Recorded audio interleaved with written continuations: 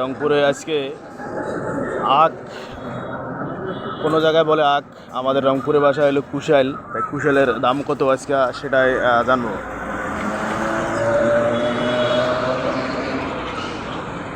কত করে এগুলা?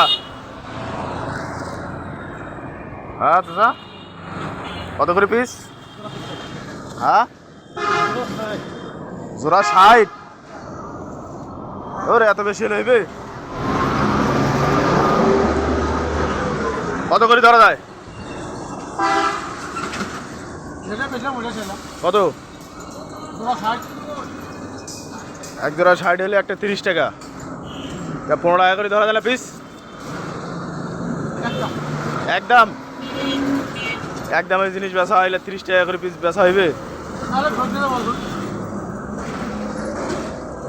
মানে বেচা হয়েছে তো কিছু নাকি?